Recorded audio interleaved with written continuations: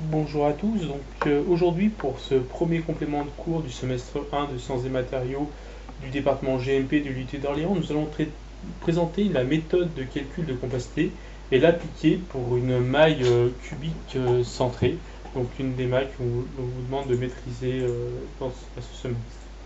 Donc vous voyez que la maille cubique centrée est constituée de 9 atomes, un atome par sommet du cube et un atome au centre du cube. Donc maintenant on va faire un éclaté de la maille pour mieux distinguer le cube et on voit clairement la configuration. Donc le but est de maintenant calculer la compacité de la maille, donc la compacité de la maille qui est définie comme le volume occupé par les atomes dans la maille divisé par le volume de la maille. Donc afin de pouvoir faire ce calcul, on va définir différents paramètres, donc le paramètre A qui est le paramètre de maille, la longueur de l'arête du cube, le rayon atomique, bien évidemment, et enfin une longueur L1 je vous expliquerai dans la suite pourquoi on va prendre cette longueur-là. Donc la méthode est la suivante. Donc, pour tous les calculs de compacité, on peut utiliser cette méthode. On va dans un premier temps exprimer le rayon atomique suivant le paramètre petit a. Donc lier le paramètre R atomique avec le paramètre A.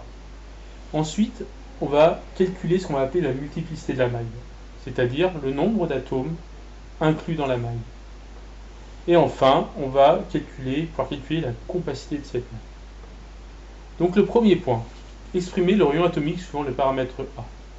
Donc pourquoi est-ce qu'on a pris la longueur L1 pour faire ce premier point, il est nécessaire de trouver une direction sur laquelle les atomes sont tous en contact et une direction que l'on puisse calculer.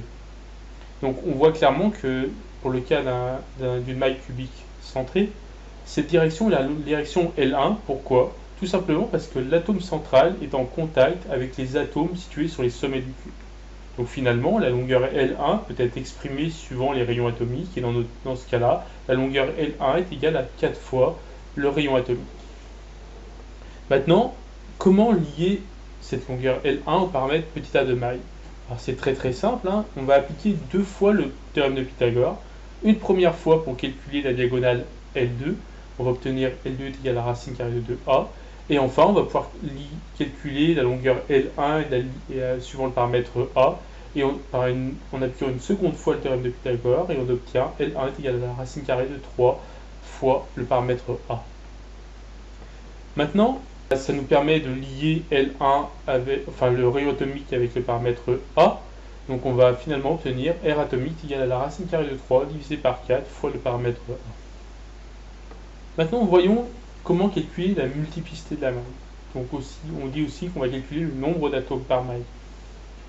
Donc lorsqu'on a fait l'éclaté, on a vu que les atomes, notamment les atomes de sommet, tout leur volume n'était pas inclus dans la maille. Typiquement, il n'y a que 1/8 de leur volume qui est inclus dans la maille cubique centrée. Donc finalement, leur contribution, un atome situé sur un sommet contribue pour 1/8 au volume de la maille. De même, l'atome central, son volume est entièrement inclus dans la maille, donc finalement, sa contribution au volume de la maille est de 1.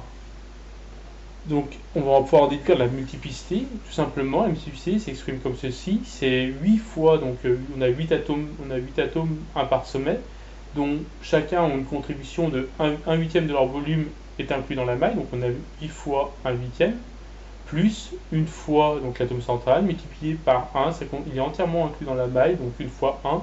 Donc finalement, on va trouver une multiplicité de 2. On peut dire qu'il y a donc deux fois le volume d'un atome dans une maille cubique centrée. Donc si on veut aller un tout petit peu plus loin, on peut analyser les autres cas de figure.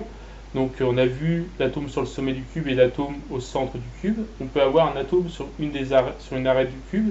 Dans ce cas-là, il y aura seulement un quart de son volume qui va être inclus dans le cube. Et enfin, un atome qui va être situé sur une face du cube, qui est par exemple qu'on utilise pour les mailles cubiques face centrée. Dans ce cas-là, la contribution va être de 1/2. Donc finalement, avec tout ça, on peut maintenant calculer la compacité. Donc tout ça, la compacité, le volume de la maille, c'est A au cube, il n'y a pas de problème. On peut aussi calculer maintenant le volume occupé par les atomes dans la maille. Donc on a vu qu'on avait 2 fois le volume atomique dans la maille, donc on a 2 fois volume atomique, fois la 4 quarts de pierre cube, donc le volume d'une sphère.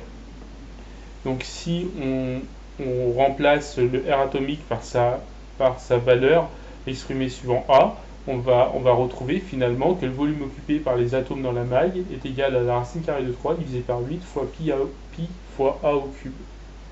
On en déduit la compacité en faisant le rapport des deux volumes, et on trouve une compacité de racine carrée de 3 divisé par 8 fois pi, ce qui est à peu près égal à 0,68. On peut dire qu'on a 68% du volume de la maille cubique qui est occupé par les atomes.